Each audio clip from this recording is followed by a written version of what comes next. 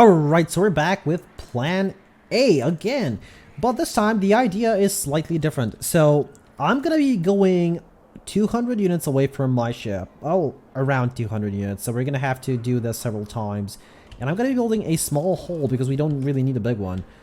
And it'll have to be kind of far down, since I will actually need to build pavement over there. And now I can build a bigger hole.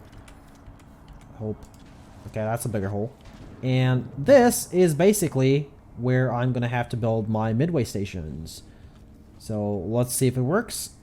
I'm first going to build the midway stations, but... And then, you see, base terrain it is. There's actually a circle over... That is annoying. Anyway, yeah, I'm going to be building batteries over here. I don't really need batteries, but I don't want solar panels, okay? They're going to confuse me way more. And of course, here I'm actually going to have to add beacons just so I know where these locations are. Alrighty, now the real test comes in. Can I run a power line from 200 units away, well, a little bit over 200 units away from here to my electrical plant? And I'm going to have to do this manually 4 times? All this being the first one, but yeah, I'm going to have to do this manually 4 times. I'm not entirely sure about the wire length. I couldn't really find any solid information. Like, some people have said that they have done it for over 900 units away on a single wire. Some have said that they're having trouble with 200 units. So we're about to see exactly the length, if 200 is enough. I don't want to go 300. I'm sure 300 is enough. Okay, it's turning purple. That is not good. So what this means is that I might be at the limit. It might be 150 units. Let's see, can I run the power over here? Connection too long. Okay, I'm gonna have to go over there again, and I'm gonna have to see how long it actually is. But yeah, it looks like, well, you know what? I can run the first one like so. It should be fine. It is entirely true, I don't need to build midway stations, I can just build the wires. But I do need to dig down. And I don't want the wires to be far up. Of course, another thing that I could do is... That is the midway. That is very far up, actually. That should be way further down. What I could do is just continue this tunnel. And I'll just build midway stations when I need to. That's a good idea. Alright, we're just gonna do it this way. I'm just gonna use this tunnel, and wherever the cutoff point is, that is where I'm gonna be building a midway station. So as soon as the light basically turns purple, I'm just going to cut it off there, build a midway station with a battery, and we're going to continue from there. Oh, I hope this works.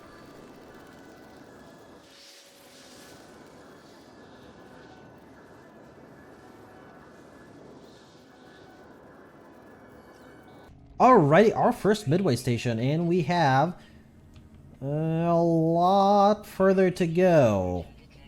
Alright, let's continue.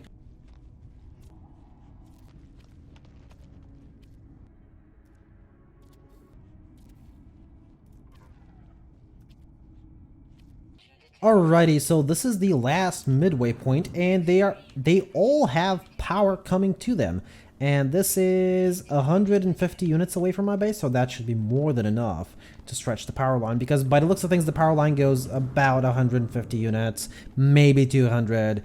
Maybe it's just for me, I don't know. But I have to drag this power line all the way back to the entrance of the previous base, go back up, and go to the other base. And the reason for that is because I don't want to dig more holes. Again, the whole point of this was for it to be...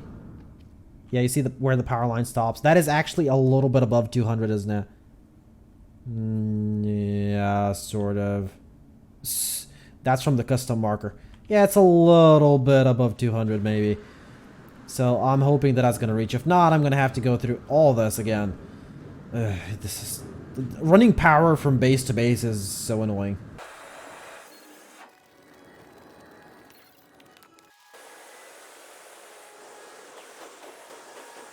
Alrighty, so we are at the base, and there was not a single cutoff point. Now, I'm hoping this actually does. Oh, it's not going to click over there now, is that?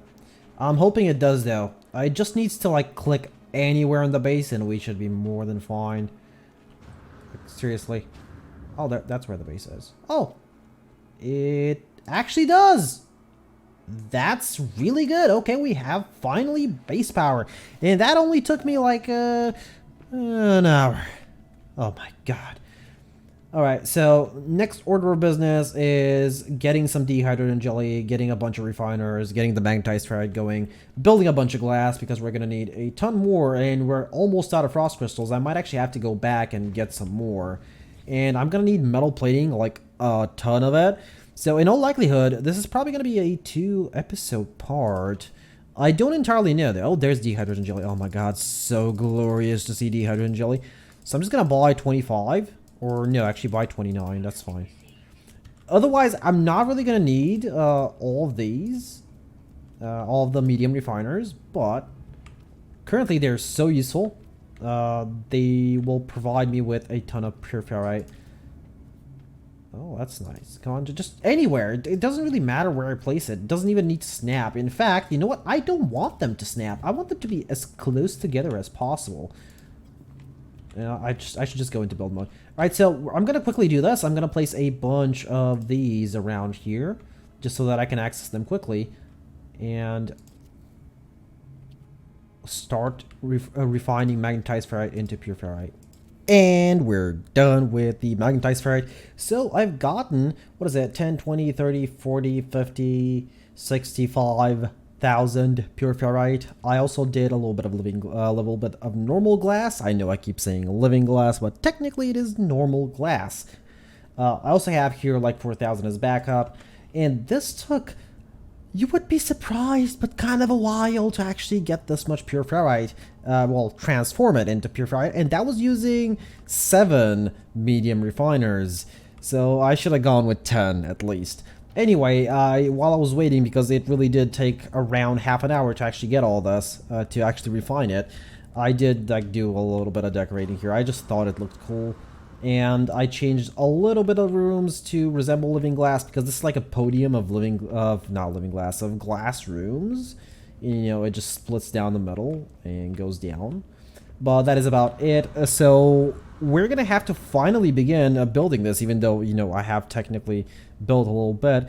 Now the idea, I believe I did reveal it a little bit, but the idea is we're gonna have, I actually changed it a little bit, so we're gonna have 3 floors. So 3 of these walls, only three walls are gonna go down, and they're gonna be hidden, and each one of them is gonna lead to a different floor, and I'm gonna actually color code them if I can.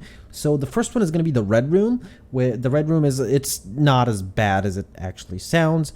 The red room is actually there for, you know, it's like the living quarters basically. So let's get doing that.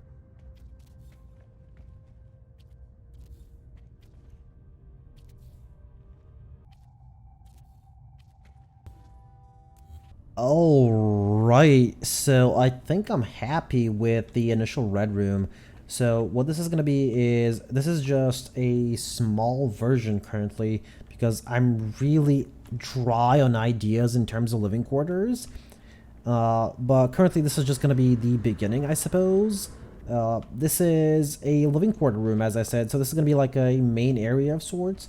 There's like going to be a double bunk bed over here. That's at least what I was thinking, you know, like a couple of beds over here, a couple up top, you know, just for the fun of it. The thing is though, I would really wanted to keep this glass because I'm going to be adding things inside here. That is to obscure the view towards the bedroom in case anybody wants to get intimate in there, and you know, just to show off some maybe, I don't know, foliage or whatever. The problem is the way you get this effect is you have to have glass rooms, you know, these glass rooms around this thing. Yeah, so that alright, it's basically this. This is a solid room, and it has to be a glass room, and it is going to be all glass. Now, there is an issue with this, is because all 4 sides of the glass room are glass. So this means this is going to be glass, that's glass, that's glass, and so is one down there. There is an easy way to resolve that, though. There's a reason I said I was going to need a ton of pure ferrite and a lot of glass, and apparently we're going to need more silver as well. So you can build a solid cube if you want, but the solid cube looks different, so we don't want that. We just build a cubit room, and then we build there is a cubit inner wall, and that should fit perfectly if it actually snaps. There it is, it snapped. When it does snap, it fits perfectly. It is seamless, well, almost seamless, I suppose. It does have a small seam, I guess. You can make all the walls like that, but do I leave it like this? I mean, I could just leave it like so. I can always add something here, maybe a chair or whatever. But yeah, we'll think about that in a little bit. If I can discover a different way, though, let's look at the solid cube. That is yeah, that's because the solid cube is behind the glass. Oh, that's horrible. How do I remove it now? I can't. Oops. Maybe more glass. Nope, I can't remove it now. Oh, that's great. How do you remove the solid cube? That is not how, apparently. I don't even know where I placed that. You know what? We're gonna leave it there. It's gonna be an aesthetic thing, but I'm gonna have to figure out exactly how to remove these and maybe make them because I thought this looked seamless, but apparently it doesn't. It does a little bit. I think it's the rubber on the sides. We'll have to think about that. I could just leave it like this, but this is ugly. We'll see. I'll think about it in the future. When we're decorating, I'll think about it. We're not really going to be decorating yet. The decoration will come. It's going to be the last thing we actually do, the decoration. But yeah, we're now just building and building and building and more and more building. That's it. The reason I placed this there is just so that I can have an identifier. Like, I've designated this area to be the red room, which is going to be the living quarters. We're going to need, these might get in the way a little bit, but we should be fine. The next area we're going to be building is actually going to be here off to the side. It'll have to be, all these areas are going to be actually, each one is going to be lower than the previous one. So this one's lower by, what is it, like 1, 2. Yeah, so it's lowered by 2 rooms. So the next one has to be lowered by at least 3 rooms. And the last one is going to be lowered by at least 4 rooms, depending on how low this one is. So the next one is going to be mineral extraction. Now, these are very important. These are going to be the ones that are hidden. These are the ones that are not going to show up.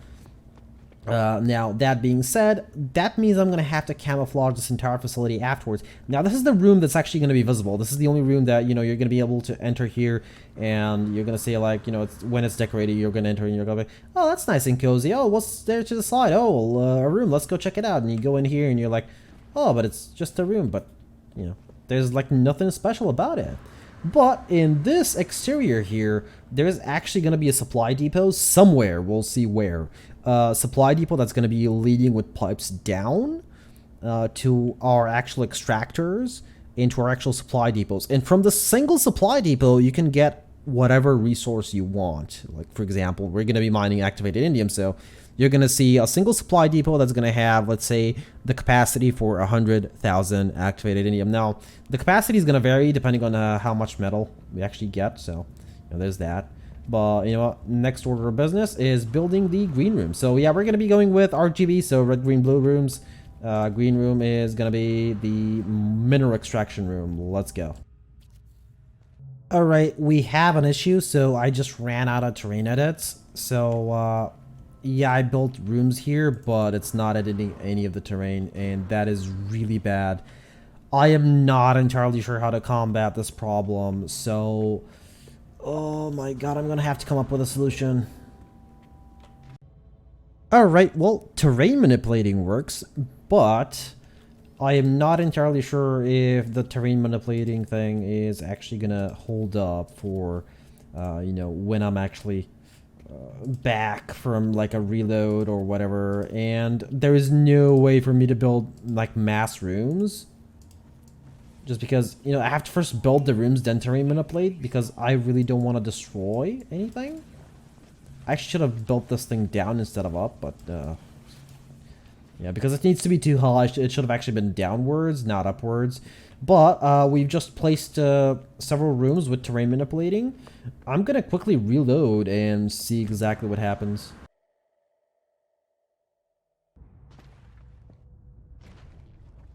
Alright, so reloading a save seems to actually work out fine. I just reloaded. So I guess I can continue on forward like this. But that's actually gonna increase my time for building. Wow.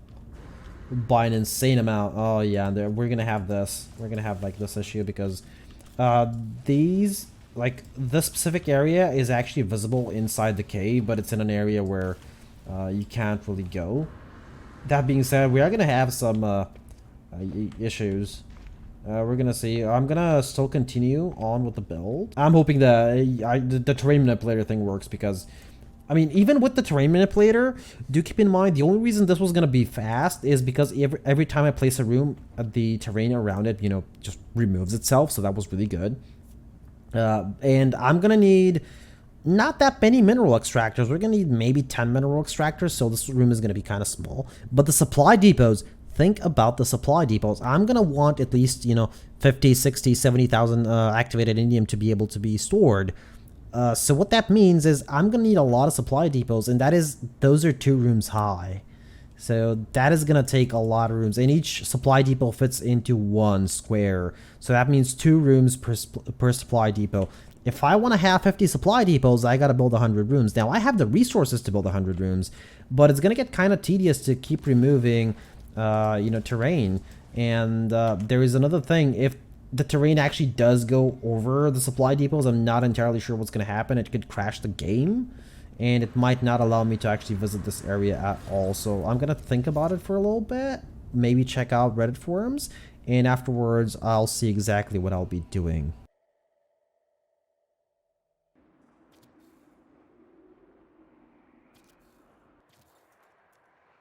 Alrighty, so we are done building several of our mineral extractors. The thing is that we're out of metal plating. Now I do have a ton of, well, a little bit of ferrite dust, but not enough to build the metal plating we need. Oh, we're above what is that, billion? That's 1 billion. Alright, so, anyway, yeah, we are out of metal plates, so I'm gonna need to go to a couple of systems and just loot all the metal plates that I can. But anyway, this is going to be expanded by maybe 3 more because 2,400 around an hour is fine, but I would still rather have something more along the lines of 3,000 an hour. Anyway, that being said, again, we are like sort of done with this place. And yes, I did choose the option to actually just dig out whatever I need, and that's gonna end up biting me in the long run, but there don't appear to be too many options. So, yeah, that's basically it. You know, I'm just gonna go now and gather up like maybe 300 or 400 metal plating.